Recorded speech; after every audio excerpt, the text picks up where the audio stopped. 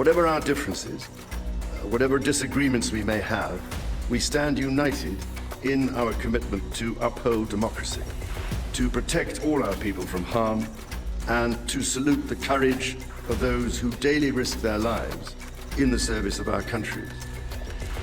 Standing here today, it is hard not to feel the weight of history on my shoulder, because the modern relationship between our two nations and our own peoples spans not merely 250 years, but over 4 centuries.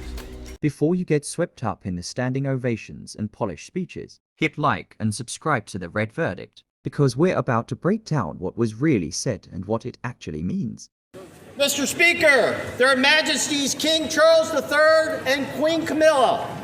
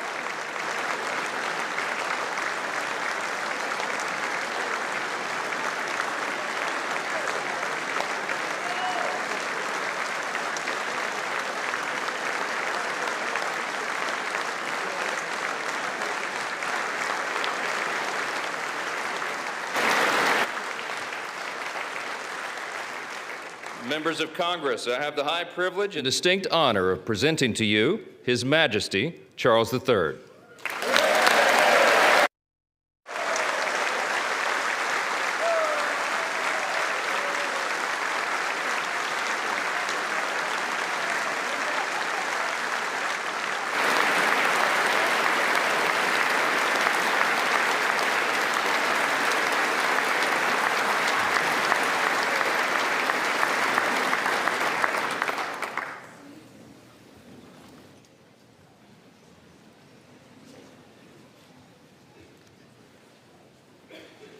Mr. Vice President, Mr. Speaker, members of Congress, representatives of the American people across all states, territories, cities, and communities.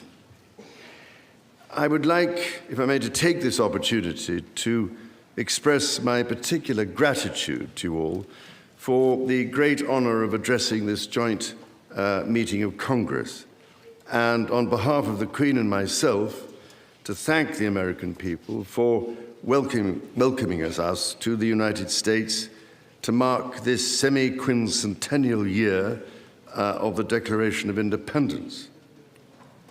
And for all of that time,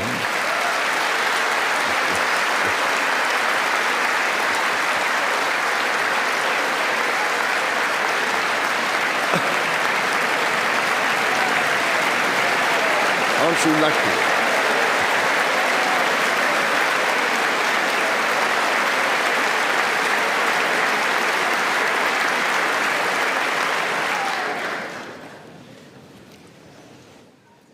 And for all of that time, our destinies as nations have been interlinked. As Oscar Wilde said, we have really everything in common with America nowadays, except, of course, language.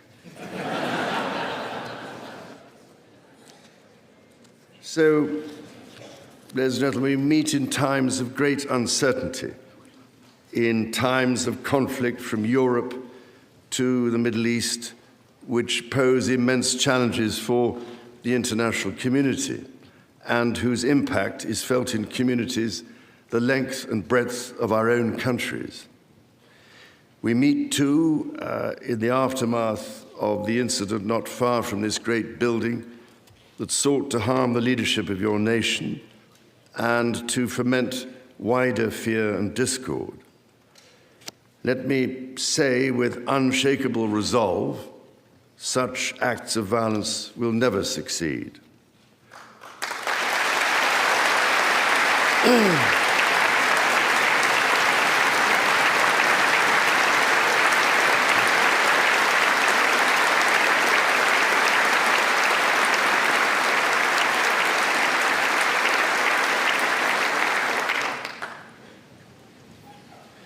Whatever our differences, whatever disagreements we may have, we stand united in our commitment to uphold democracy, to protect all our people from harm, and to salute the courage of those who daily risk their lives in the service of our countries. Standing here today, it is hard not to feel the weight of history on my shoulder, because the modern relationship between our two nations and our own peoples spans not merely 250 years, but over 4 centuries. It is extraordinary to think that I am the 19th in our line of sovereigns to study with daily attention the affairs of America. So I come here today with the highest respect for the United States Congress, this citadel of democracy created to represent the voice of all American people to advance sacred rights and freedoms. Speaking in this renowned chamber of debate and deliberation, I cannot help but think of my late mother, Queen Elizabeth, who in 1991 was also afforded this signal honor and similarly spoke under the watchful eye of the Statue of Freedom above us. Today, I am here on this great occasion in the life of our nations to express the highest regard and friendship of the British people to the people of the United States. Now, as you may know, when I address my own Parliament at Westminster, we still follow an age-old tradition and take a Member of Parliament hostage, holding him or her at Buckingham Palace until I am safely returned. These days, we look after our guests rather well, to the point that they often do not want to leave. I don't know, Mr. Speaker, if there were any volunteers for that role here today. As I look back across the centuries, Mr. Speaker, there emerge certain patterns, certain self-evident truths from which we can learn and draw mutual strength. With the spirit of 1776 in our minds, we can perhaps agree that we do not always agree, at least in the first instance. Indeed, the very principle on which your Congress was founded, no taxation without representation, was at once a fundamental disagreement between us, and at the same time a shared democratic value which you inherited from us. Ours is a partnership born out of dispute, but no less strong for it. So perhaps in this example, we can discern that our nations are in fact instinctively like-minded, a product of the common democratic, legal, and social traditions in which our governance is rooted to this day. Drawing on these values and traditions, time and again, our two countries have always found ways to come together.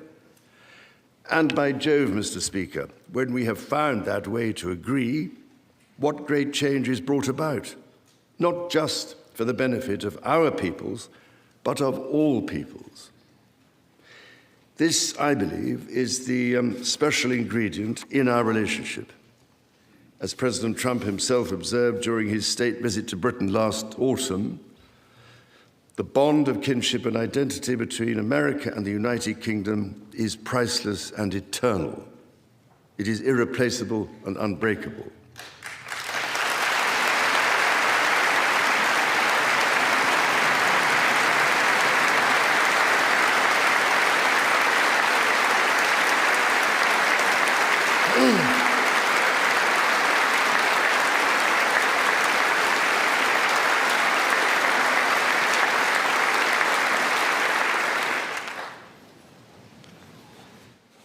Mr. Speaker, this is by no means my first visit to Washington, D.C., the capital of this great republic. It is, in fact, my 20th visit to the United States and my first as King and head of the Commonwealth. This is a city which symbolizes a period in our shared history, or what Charles Dickens might have called a tale of two Georges.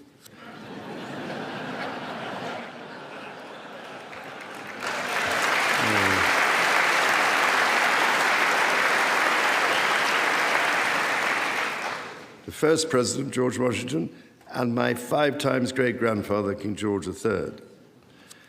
King George, as you know, never set foot in America, and please rest assured, ladies and gentlemen, I am not here as part of some cunning rearguard action.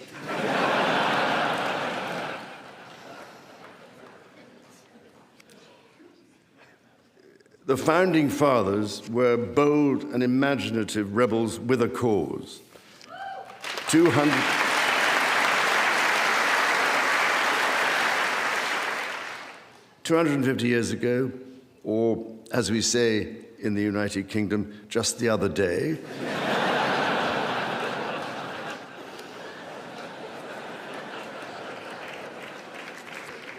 they declared independence. By balancing contending forces and drawing strength in diversity, they united 13 disparate colonies to forge a nation on the revolutionary idea of life, liberty, and the pursuit of happiness. They carried with them and carried forward the great inheritance of the British Enlightenment, as well as the ideals which had an even deeper history in English common law and Magna Carta.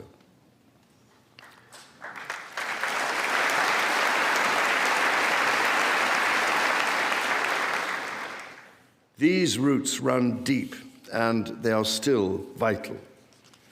Our Declaration of Rights of 1689 was not only the foundation of our constitutional monarchy, but also provided the source of so many of the principles reiterated, often verbatim, in the American Bill of Rights of 1791. And those roots go even further back in history.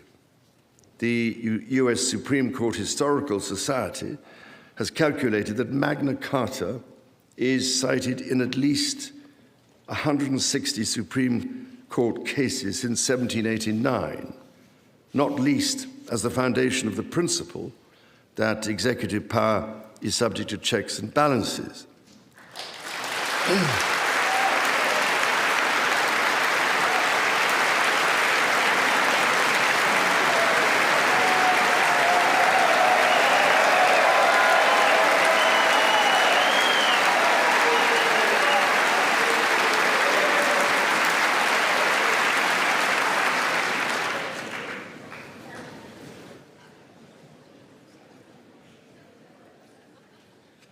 This is the reason why there stands a stone by the River Thames at Runnymede, where Magna Carta was signed in the year 1215.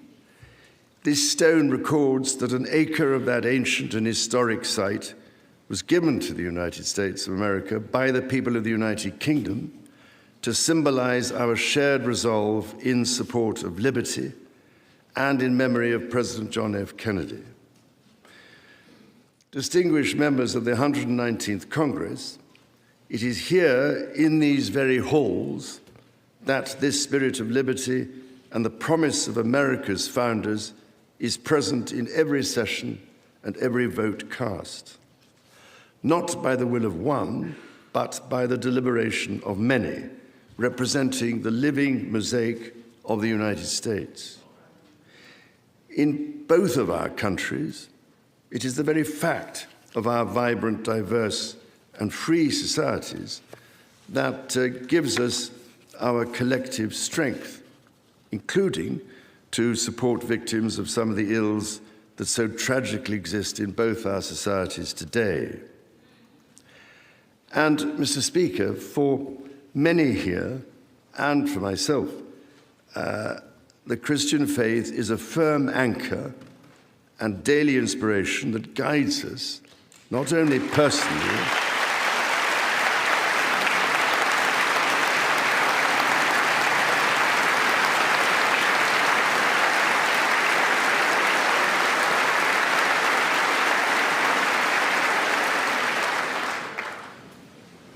that guides us not only personally, but together as members of our community.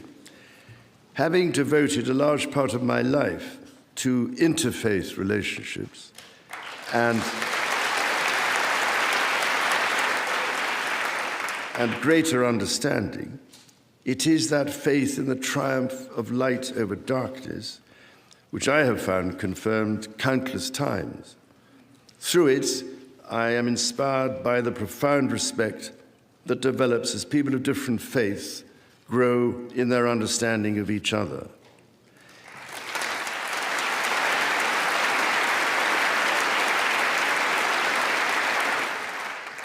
It is why, it is my hope, my prayer, that in these turbulent times, working together and with our international partners, we can stem the beating of plowshares into swords.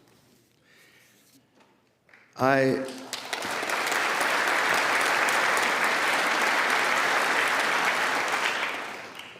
am mindful that we are still in the season of Easter, the season that most strengthens my hope. It is why I believe with all my heart that the essence of our two nations is a generosity of spirit and a duty to foster compassion, to promote peace, to deepen mutual understanding, and to value all people of all faiths and of none.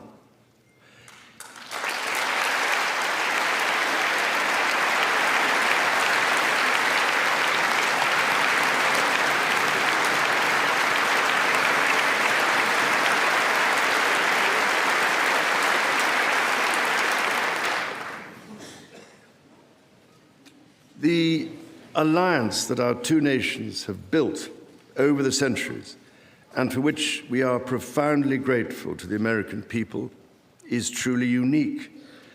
And that alliance is part of what Henry Kissinger described as Kennedy's soaring vision of an Atlantic partnership based on twin pillars, Europe and America. That partnership, I believe, Mr. Speaker, is more important today than it has ever been.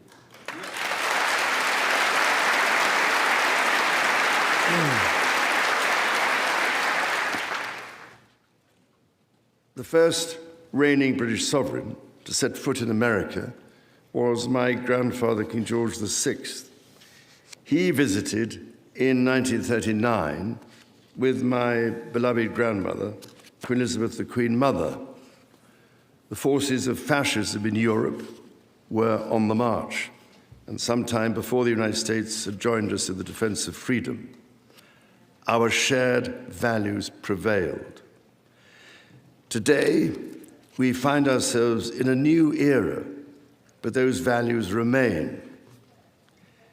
It is an era that is in many ways more volatile and more dangerous than the world to which my late mother spoke in this chamber in 1991. The challenges we face are too great for any one nation to bear alone. But in this unpredictable environment, our alliance cannot rest on past achievements or assume that foundational principles simply endure. As my Prime Minister said last month, ours is an indispensable partnership. We must not disregard everything that has sustained us for the last 80 years. Instead, we must build on it. Renewal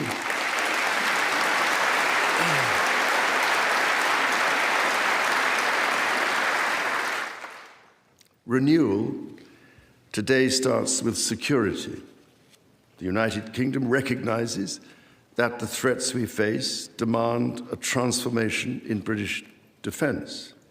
That is why our country, in order to be fit for the future, has committed to the biggest sustained increase in defence spending since the Cold War, during part of which, over 50 years ago, I served with immense pride in the Royal Navy, following in the naval footsteps of my father, Prince Philip, Duke of Edinburgh, my grandfather, King George VI, my great-uncle, Lord Mountbatten, and my great-grandfather, King George V. This year, of course, also marks the 25th anniversary of 9/11.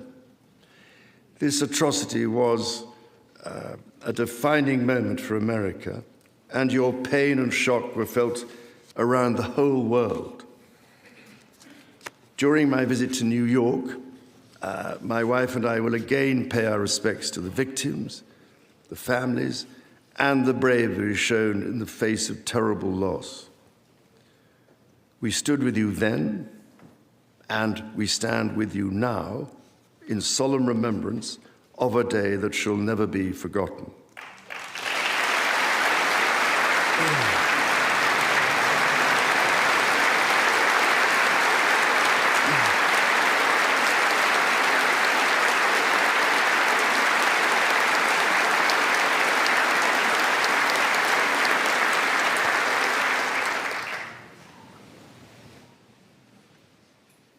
In the immediate aftermath of 9/11, when NATO invoked Article 5 for the first time, and the United Nations Security Council was united in the face of terror, we answered the call together, as our people have done so for more than a century, shoulder to shoulder through 2 world wars, the Cold War, Afghanistan, and moments that have defined our shared security.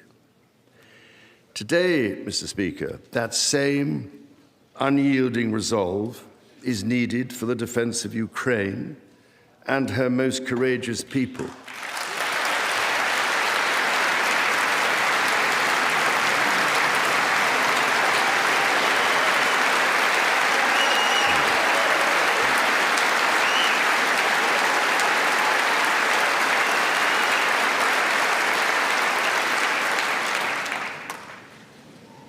It is needed in order to secure a truly just and lasting peace.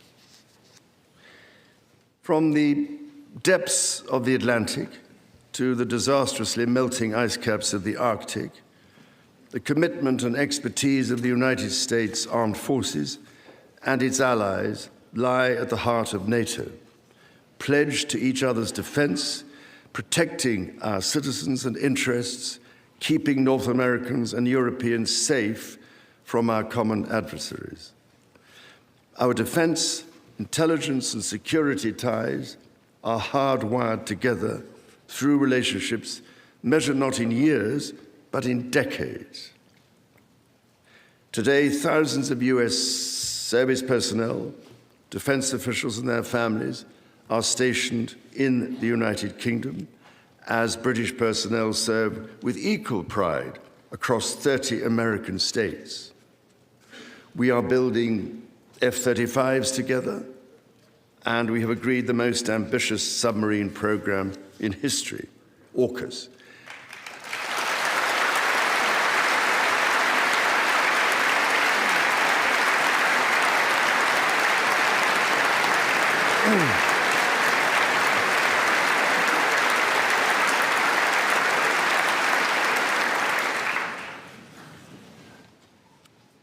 And we are doing it in partnership with Australia, a country of which I'm also immensely proud to serve as sovereign. We do not embark on these remarkable endeavors together out of sentiment. We do so because they build greater shared resilience for the future, so making our citizens safer for generations to come. Our common ideals were not only crucial for liberty and equality, they are also the foundation of our shared prosperity. The rule of law, the certainty of stable and accessible rules, an independent judiciary resolving disputes and delivering impartial justice. These features created the conditions for centuries of unmatched economic growth in our two countries. This is why our governments are concluding new economic and technology agreements to write the next chapter of our joint prosperity and ensure that British and American ingenuity continues to lead the world. Our nations are combining talent and resources in the technologies of tomorrow. Our new partnerships in nuclear fusion and quantum computing and in AI and drug discovery, holding the promise of saving countless lives. More broadly, we celebrate the $430 billion in annual trade that continues to grow, the $1.7 trillion in mutual investment that fuels that innovation, and the millions of jobs on both sides of the Atlantic, supported across both economies. These are strong foundations on which to continue to build for generations yet unborn. Our ties in education, research, and cultural exchange empower citizens and future leaders of both countries. The Marshall Scholarship, named after the great General George Marshall, and the association of which I am so proud to be patron, are emblematic of the connection between our two countries.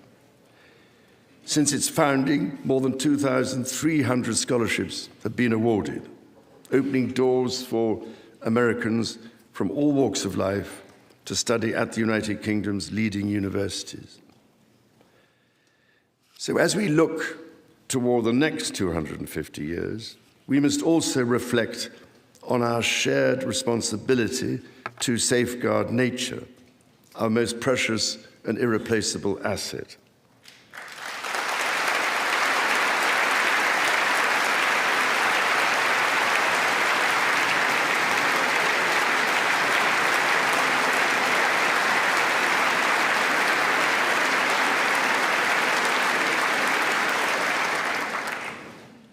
Millennia before our nations existed, before any border drawn, the mountains of Scotland and Appalachia were one, a single continuous range forged in the ancient collision of continents. The natural wonders of the United States of America are indeed a unique asset, and generations of Americans have risen to this calling. Indigenous, political, and civic leaders, people in rural communities and cities alike, have all helped to protect and nurture what President Theodore Roosevelt called the glorious heritage of this land's extraordinary natural splendor, on which so much of its prosperity has always depended. Yet, even as we celebrate the beauty that surrounds us, our generation must decide how to address the collapse of critical natural systems, which threatens far more than the harmony and essential diversity of nature. We ignore at our peril the fact that these natural systems, in other words, nature's own economy, provide the foundation for our prosperity and our national security.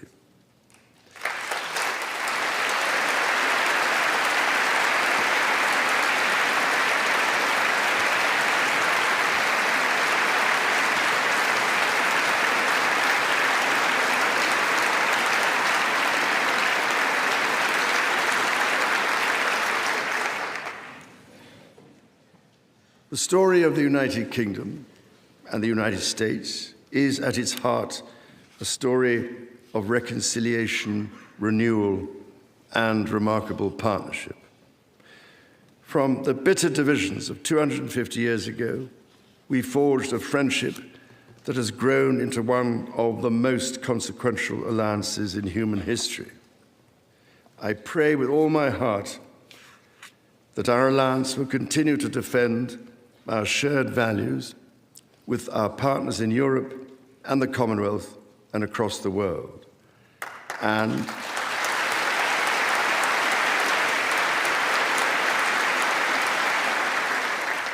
that we ignore the clarion calls to become ever more inward-looking. Mr. Speaker, Mr. Vice President, distinguished ladies and gentlemen, America's words carry weight and meaning, as they have since independence. The actions of this great nation matter even more. President Lincoln understood this so well with his reflection in the magisterial Gettysburg Address, that the world may little note what we say, but will never forget what we do.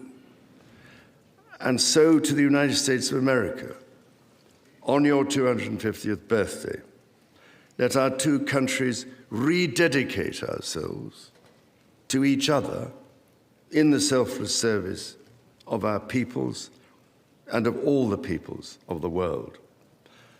God bless the United States, and God bless the United Kingdom.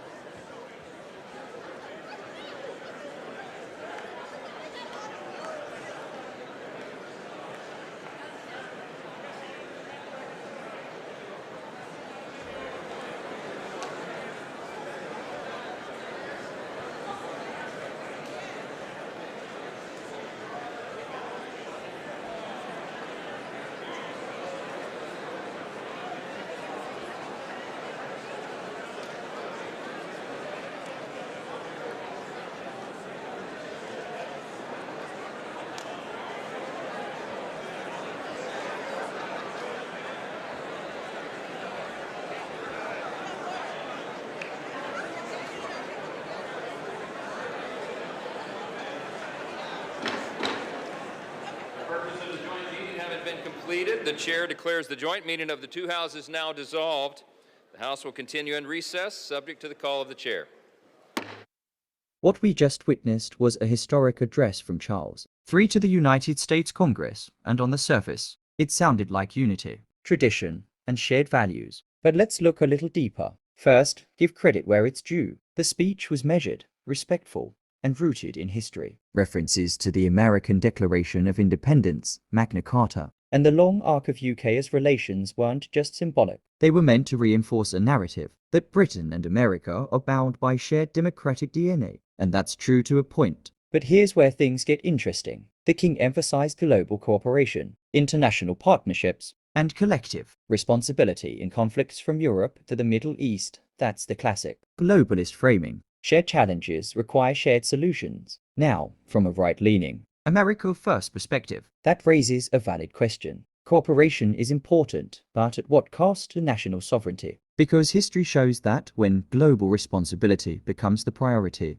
domestic priorities often take a back seat. The speech also leaned heavily into institutions like NATO and long-standing alliances. Again, no surprise, but Americans are increasingly asking whether these alliances always serve US interests equally or whether the burden is unevenly carried. On defense and security, the king highlighted joint military efforts, intelligence sharing, and programs like the AUKUS alliance. That's real cooperation, and it matters. But it also reinforces the idea that the US is expected to remain the backbone of global security indefinitely. And that's where skepticism comes in. Then there's the economic angle. The speech celebrated massive trade and investment, numbers hundreds of billions in trade, trillions in investment. That sounds great, but those figures don't automatically translate into benefits for everyday Americans. Economic partnerships need to be judged not just by scale, but by impact on working people. One of the more subtle but important parts of the speech was the emphasis on climate and environmental responsibility. Again, a global priority, but one that often leads to policies that hit energy prices, manufacturing, and economic independence at home. And finally, the moral framing. The king spoke about faith, unity, compassion, and shared values. That resonates. But political leaders often use that language to smooth over real disagreements about policy, direction, and priorities. Here's the bottom line. This was a strong diplomatic speech, carefully crafted to reinforce the special relationship between the United States and the United Kingdom. But beneath the ceremony, it also reflects a worldview that prioritizes global cooperation, long-standing alliances, and international systems. And that's exactly where the debate is right now. Do Americans continue down that path, or do they push harder toward national focus, economic independence, and redefining those alliances on their own terms? That's the real conversation. And it's not one a speech like this is going to settle.